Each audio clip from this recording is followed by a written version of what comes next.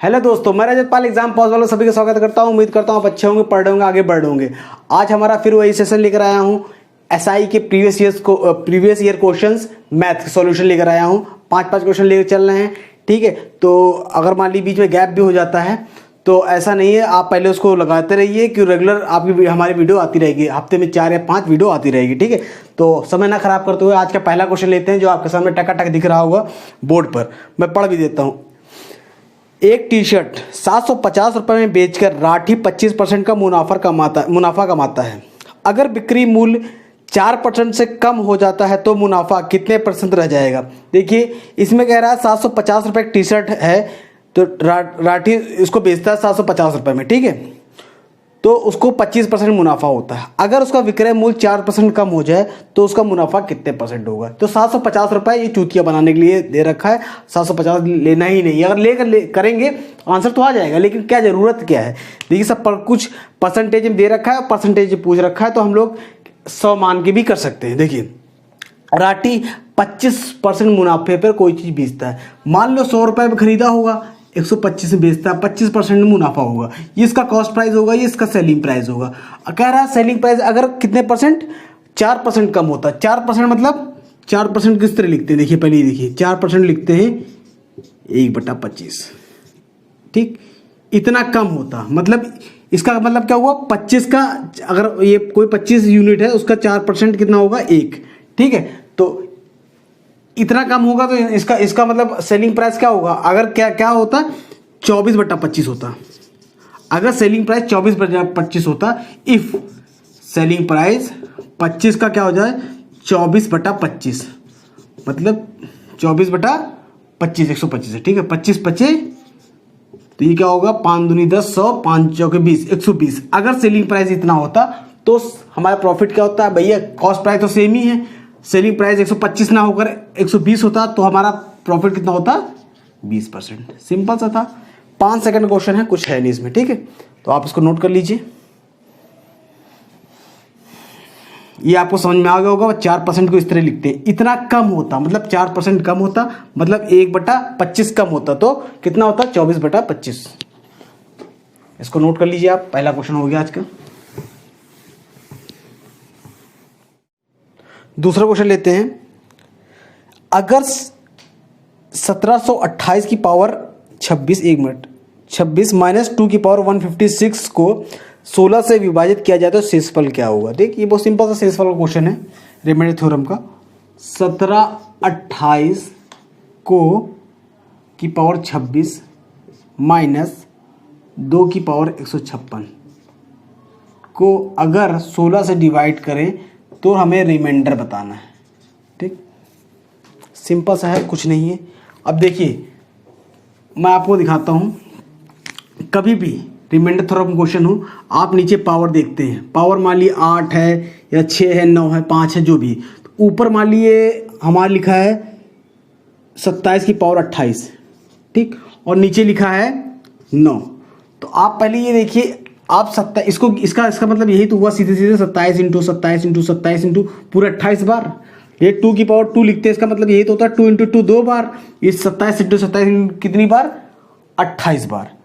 28 बार तो 9 को हम किसी एक बार भी काट देंगे तो हमारा काम खत्म। Remainder theorem 0। रिमाइंडर बचेगा ही नहीं। रिमाइंडर कहाँ बचेगा, फिर इंटू कर देंगे। 27 बार 27 गुणा कर जाएगा, इंटू 1 3 हो जाएगा, ठीक। तो ये पूरी तरह कट जाएगा, ठीक है। उसी प्रकार अगर हम 27 की पावर 28 माइनस कर देते हैं 27 की पावर 56, ठीक, या फिर हम लिख देते हैं 2 की पावर 56 लिख देते हैं, कुछ भी लिख देते हैं, 56 लिख दिया, ठीक। अब इसको कह रहे हैं कि 6 से डिवाइड कर दें, ठीक, 6 से। तो आप देखिए 6 से डिवाइड ये नहीं होगा, इसमें कुछ ना कुछ रिमाइंडर बचेगा। आप देख लेंगे, इसको आप तोड़ना पड़ेगा आपको। 2 इंटू 3 तोड़ेंगे ना, तो देखिए 2 इसमें 3 तो आ जाएगा, इसमें 2 आ जाएगा, लेकिन इकट्ठा नहीं आएगा। मान लीजिए इसमें 27 इंटू, इसका यही हुआ ना, 27 इंटू 27 कितनी बार, 28 बार। ये 3 से तो कट जाएगा। मान लीजिए अलग अलग करते हैं इसको अलग अलग कैसे करेंगे।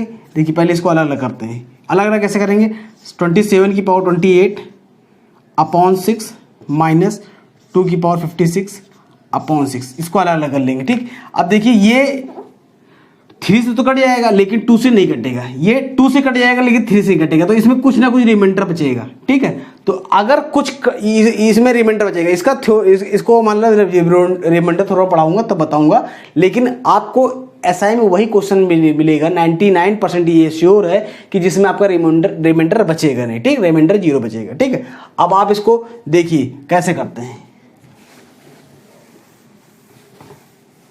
अगर आपको नहीं समझ में आया कोई दिक्कत नहीं, अभी ये समझ में आएगा। देखिए कैसे हम इसको पहले तोड़ लेते हैं। 17 28 की पावर 26 अपॉन 16 माइनस 2 की पावर 156 अपॉन 16, इस तरह ले सकते हैं भाई, जाहिर सी बात ले सकते हैं, कोई दिक्कत नहीं।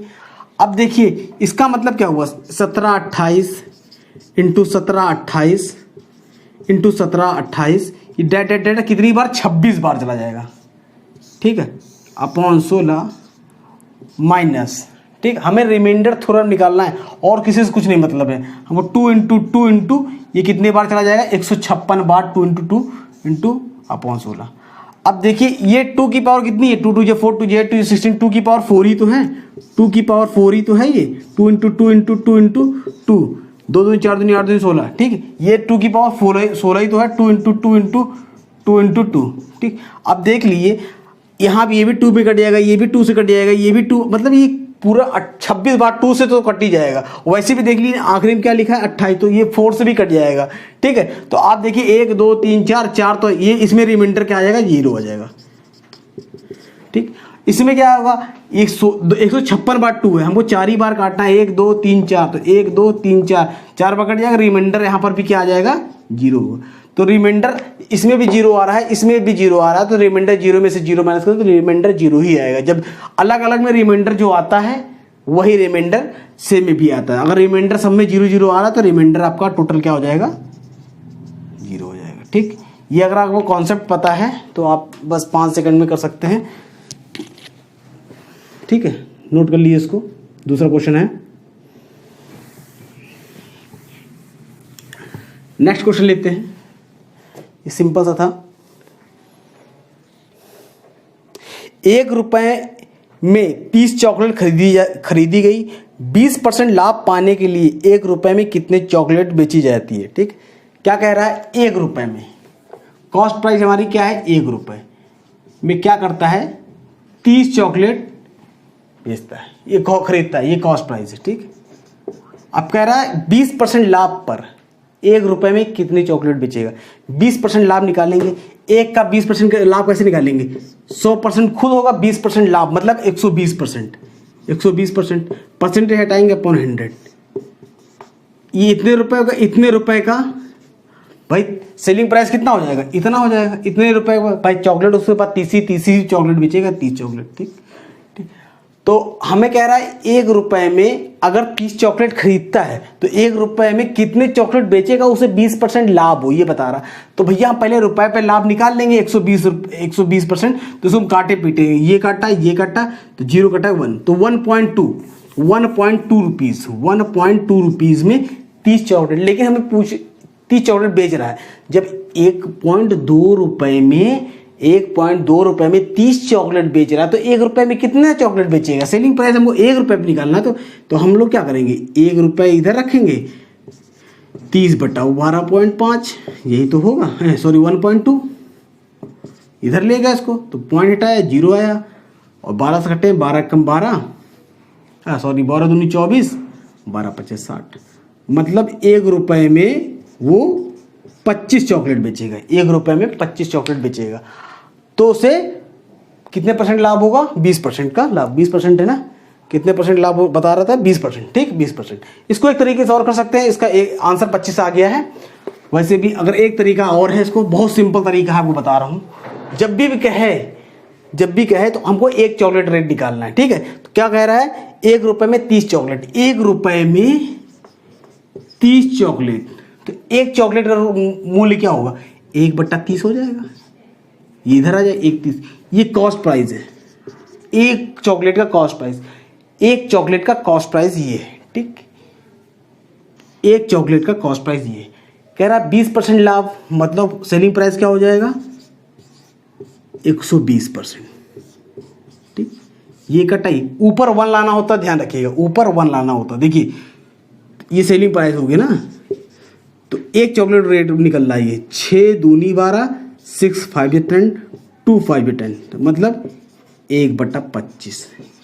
इसको हम लोग कहेंगे एक चॉकलेट का मूल्य, या फिर 1 रुपए में 25 चॉकलेट।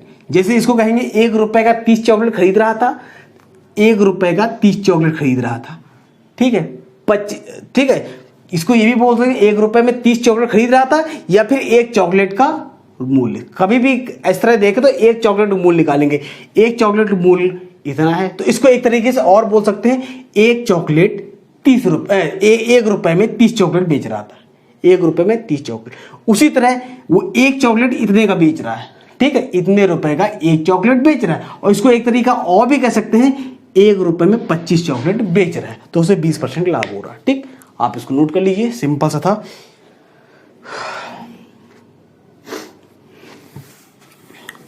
नेक्स्ट लेते हैं, सिंपल सा अच्छा क्वेश्चन है। कैलाश एक काम को जितने समय में करता है, ऋचा उस काम को उससे आधे समय में कर सकती है, संजय उस काम को ऋचा द्वारा लिए गए समय के 1/3 समय में कर सकता है। वे तीनों 30 दिनों तक उस काम को करते हैं, जिसके बाद कैलाश छोड़ देता है। संजय, ऋचा और 18 दिन शेष कार्य को पूरा करते हैं। ठीक है, अकेले ऋचा को कुल कार्य करने में पूरा करने में के लिए कितने दिन लगेंगे। ठीक, क्वेश्चन देखने में बड़ा है सिंपल। हमने पहले बताया जो चीज़ देखने में डरावनी लगती तो वो ये हकीकत है कि जो चीज़ दिखने में डरावनी होती है, बड़ी होती है, वो वाकई में डरावनी हो, बस दिखने में डरावनी होती। अगर मोटा तगड़ा आदमी है तो दिखने में भले तगड़ा है, वो अंदर से वो बस केवल फैटी है, उसके अंदर ताकत नहीं है। ठीक, लेकिन पतला दुबला आदमी है तो कोई ज़रूरी नहीं है वो कमज़ोर हो, वो तगड़ा हो सकता है, उसके अंदर एनर्जी ज़्यादा हो सकती है। तो ये क्वेश्चन, मैथ्स क्वेश्चन में ये एक फॉर्मूला लगता है कि अगर आपका क्वेश्चन देखने में डरावना है, उसको एक बार छोड़ दीजिए, लेकिन दोबारा आगे जरूर देखेंगे, आपका आंसर जरूर निकलेगा। ठीक है, वैसे ये क्वेश्चन है सिंपल सा। देखिए 3 लोग हैं, कैलाश, ऋचा और संजय। हम लिख लेते हैं यहाँ पर कैलाश, ऋचा और संजय। ठीक, हमने यहाँ लिख दिया टाइम। ठीक है, तो कैलाश किसी काम को जितने समय में करता है, ऋचा उससे आधे समय में कर सकती है। मान लो कैलाश कोई काम 2 घंटे में करता है, 2 दिन में करता है, मतलब दो दिन में करता है। ठीक है, तो कैलाश उसको आधे मतलब कैलाश 2 दिन में करता है, तो ऋचा उसके आधे समय में करेगी, मतलब 1 दिन में कर देगी। ठीक, ये रेशियो आ गया टाइम का। ठीक है, अब क्या कह रहा है, ऋचा उस काम को उससे आधे समय में कर सकती है। फिर उसके बाद संजय उसी काम को ऋचा द्वारा लिए गए समय के 1/3। ऋचा मान लो 1 दिन ले रही है, तो संजय 1/3 समय ले रहा है, 1/3। यही तो हो गया। तो हम ये तो अपॉन में आ गया, उसको हम एग्जैक्ट रेशियो में निकालेंगे तो 3 एलसीएम आ जाएगा, 3 2 6, 3 1। ये टाइम का हमारा ये आ गया। ठीक, इसको ये सेम ही है, बस इसमें अब बटे हटाकर हम डायरेक्ट ये इसमें निकाल दिया। ठीक, अब देख लो, इसका आधा समय, इसका आधा करेंगे 3 आ जाएगा, इसका 1/3 करेंगे 1 आ जाएगा। रेशियो बराबर आना चाहिए, आ गया। ठीक, लेकिन आपको एक चीज पता होनी चाहिए, कभी वर्क एंड टाइम वाले में जो टाइम है, अगर टाइम ये तो टाइम ले रहा है, अगर इसकी कैपेसिटी निकालनी हो तो ये अपॉन कर देते हैं, 1/6:1/3:1। ये कैपेसिटी के रेशियो होगा, कैपेसिटी का रेशियो। तो कैपेसिटी का रेशियो एग्जैक्ट निकालेंगे अपॉन में, तो कैपेसिटी का रेशियो क्या हो जाएगा, कैपेसिटी का रेशियो हो जाएगा 6 एलसीएम आ जाएगा, 1 कम 3 2 6 और 6 कम 1 6 6। ये हमारा कैपेसिटी का रेशियो आ गया। तो हमारा कैपेसिटी का रेशियो आ गया, इसको हम पहले मिटा देते हैं, बहुत ज़्यादा लिख लिया है। ये टाइम का रेशियो हमारा क्या है, टाइम का रेशियो में यहाँ लिख लेते हैं 6:3:1। कैपेसिटी का रेशियो क्या है 1:2:6। ये हमारा कैपेसिटी का रेशियो। ठीक, वैसे टाइम का रेशियो जरूरत है नहीं है, हमको कैपेसिटी का रेशियो की जरूरत है बस। ठीक, अब क्या कह रहा है आगे देखिए, ये कैपेसिटी का रेशियो आ गया, टाइम का रेशियो आ गया। जैसे जैसे कह रहा है बस वैसे से करना है, इसमें कुछ है नहीं। ठीक है, तीनों दिन मिलकर 30 दिन काम करते हैं। कैपेसिटी मतलब ये जितने समय में 6 लड्डू बनाता है, इतने उतने समय में 2 लड्डू बनाता है, उतने समय में ये ये मान लीजिए कोई जितने समय में एक काम करता है उतने समय में 2 काम करेगा, उतने समय में 6 काम करेगा। जिसकी जितनी ज़्यादा कैपेसिटी हो उतना काम करेगा। ठीक, 30 दिन काम कर रहा है तो ये एक दिन में 6, ये 2, ये 3, तीनों में एक दिन में कितने गए? 6 2 8 1 9 यूनिट काम कर रहे हैं। 30 दिन में कितने करेंगे? 9 × 30 9 3 27 270 यूनिट, 270 यूनिट हो गया। ठीक है, उसके बाद क्या कहता है? कैलाश छोड़ चला जाता है और संजय और ऋचा मिलकर 18 दिन शेष कार्य को पूरा करते हैं। तो संजय और ऋचा, देखो ऋचा और संजय 6 2 8, एक दिन में कितने का काम करती है? 8। कितने दिन? 18 दिनों में, 18 दिनों में पूरा करते हैं। 18, इतना काम हो चुका है। 18 8 144, इतना काम और करते हैं और काम पूरा हो जाता है। टोटल काम कितना है? 4 7 4 11, हासिल लगा 1 2 2 4, टोटल काम इतना है। ठीक, टोटल काम निकल आया। अब कह रहा है अकेले ऋचा को कुल कार्य करने में कितने समय लगता है? देखो टोटल काम कितना है? इतना निकल आया है, टोटल काम इतना आ गया। ऋचा एक दिन में 2 काम करती है तो टोटल काम कितने दिन में करेगी? 4 1 4, टोटल काम है। एक दिन में 2 यूनिट काम करती है तो इतने यूनिट काम है, 2 से डिवाइड कर देंगे तो 2 1 जा 2, 2 2 जा 4, 0 2 7 14, इतने डेज में ये काम पूरा कर देगी ऋचा। 207 आंसर क्या आ रहा है? ऑप्शन में 207 मतलब डी। ठीक, आपको समझ में आ गया होगा, नहीं आ गया होगा फिर से बता दे रहा हूँ। क्वेश्चन क्या कह रहा है कि कैलाश कोई काम करता है जितने समय में, उसके आधे समय में, मतलब मान लो ये 6 दिन में काम करता है तो उसके आधे समय में ये 3 दिन में काम पूरा करेगा। और ये भी कह रहा है आगे कि जितना ऋचा जितना समय में काम करते हैं उसका 1/3 1 इतना। ठीक, अब आपको पता होना चाहिए टाइम का रेशियो का उल्टा कर देंगे तो हमारा कैपेसिटी आ जाएगी, उनकी क्षमता आ जाएगी। कैपेसिटी, इसका उल्टा रेशियो ले लिया, हमारा कैपेसिटी रेशियो आ गया। अब कह रहा है तीनों मिलकर पहले 30 दिन काम करते हैं तो ये 6 यूनिट काम करता है, एक दिन में 6 यूनिट काम करता है, 2 यूनिट काम करता है, 1 यूनिट, तीनों मिलके एक दिन में 9 यूनिट काम करते हैं। तो 30 दिन में कितने का यूनिट काम करेंगे? 270। ठीक, 30 × 9 270। फिर उसके बाद ये छोड़ देता है। अब दोनों मिलकर एक दिन में कितने करते हैं? 6 2 8 यूनिट करते हैं। दोनों 18 दिन करते हैं, दोनों 18 यूनिट, इतना काम होता है। तो इतना तीनों काम मिलकर करते हैं, फिर 18 दिन दोनों मिलकर इतना काम करते हैं। टोटल काम कितना होता है? इतना, और काम खत्म हो जाता है। मतलब टोटल इतने काम था। ठीक, अब कह रहा है ऋचा पूरे काम को कितना दिन में करेगी अगर अकेले करती? तो काम तो टोटल इतना है। ऋचा एक दिन में 2 काम करती है, काम टोटल इतना है, तो पूरा काम कितने दिन में होगा? 2 से डिवाइड कर देंगे, 207 दिन में टोटल ऋचा काम कर देगी। ठीक, आपको समझ में आ गया होगा, आप टिप लीजिए इसको। आपने टिप भी लिया होगा, मैं इसको भी डालता हूं, समय ना खराब करते हुए आगे एक क्वेश्चन बचा है वो भी खत्म करते हैं। कितने क्वेश्चन हो गए?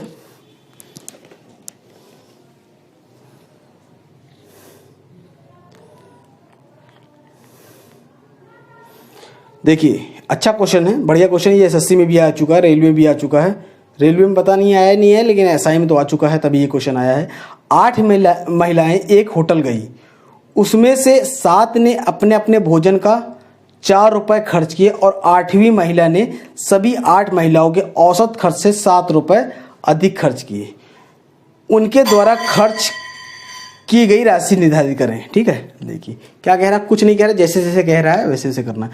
8 महिलाएं किसी होटल में गई, ठीक, खाना खाने के लिए। उसमें 7 महिलाओं ने क्या किया? अपने अपने भोजन में 4 रुपए खर्च किए।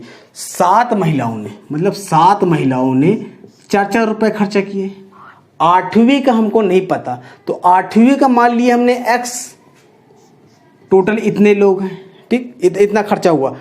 8वीं, देखिए 7 लोगों ने प्रत्येक ने 4 रुपए अपने खाने पर खर्च किए। 8वीं का हमें नहीं पता, 8वीं का ही निकालना ही है। तो 8वीं ने मान लीजिए x खर्चा किया होगा। फिर क्या कह रहा है? 8वीं महिला ने कितना खर्चा किया वो बता रहा है। 8वीं महिला ने सभी 8 महिलाओं के औसत खर्च से 7 रुपए अधिक खर्च किए। तो भैया सभी ने कितना किया? 7 ने 4 रुपए, 7 4 28। 8वीं ने हमें पता नहीं, x मान लिया। इनका एवरेज कितना हुआ? 7 1 8, 8 लोग हैं, 8। एवरेज से 8वीं ने एवरेज से 7 रुपए अधिक, एवरेज इतना हुआ 7 रुपए अधिक। ये किसके बराबर है? 8वीं की। ठीक, यही तो कह रहा है 7 लोगों ने प्रत्येक ने 4-4 खर्चा किया, हमको 8वीं का पता नहीं तो हमने मान लिया 8वीं ने x खर्चा किया होगा, तो टोटल कितना हो गया 7 4 28 प्लस x, उसका एवरेज कितना होगा, 8 लोग डिवाइड कर देंगे, टोटल कितना खर्चा हुआ, और प्रति संख्या कितने लोग, 8 लोग थे, 7 लोग ने इतना खर्चा किया 7 4 28 x 8, एवरेज से 7 रुपए अधिक किसने खर्चा किया, 8वीं ने, तो वही दे रखा है, इक्वेशन बनाना था जो बना लिया। अब देखिए 7 4 28 plus x plus 7 8 56 equal to 8x, ये इधर चला जाएगा, 7x इक्वल टू 8 से 14, हाथ से लगा 1, 5 3 8, x इक्वल टू क्या होगा 14, 7 एकम 7 7 दूनी 14, तो 12 रुपए x ने खर्चा किया, तो 8वें ने इतना खर्चा किया, ठीक है। 7 ने 4 रुपए खर्चा किया, 8वें इतना खर्चा किया, और पूछ क्या रहा आंसर आखिरी में, पूछा उनके द्वारा खर्च की गई कुल राशि निर्धारित करना है, ठीक। तो कुल कितना खर्चा किया, देखिए 7 ने 4 रुपए खर्चा किए, तो कितना 7 4 28, 28 रुपये 7 ने खर्चा किए, 8वें ने 12 रुपये खर्चा किए, तो कितना हुआ 40 रुपये, टोटल 40 रुपये खर्चा हुआ, ठीक। समझ में आ गया होगा, आपको बस इक्वेशन बनाना है, अगर आप बना लिए गए तो फिर आराम से निकाल लेंगे, कोई दिक्कत नहीं है, ठीक है। तो आज का ये हमारा आखिरी क्वेश्चन हो गया, 5वां क्वेश्चन, तो आप इसको नोट कर सकते हैं। उम्मीद करता हूँ आपको समझ में आ रहा होगा, सिंपल सा मतलब बहुत शॉर्ट नहीं पढ़ा रहा हूँ इसलिए कि जो बच्चों को नहीं आती मैथ उनको भी समझ में आ जाए, XY भी मान के मैं करा रहा हूँ, ठीक है। तो इस वीडियो को लाइक करिए, शेयर करिए, सब्सक्राइब करिए, और जहाँ तक हो इसको पहुँचाइए। फिर इसी वीडियो के साथ कल मिलते हैं। ओके, आज के लिए बाय, थैंक यू।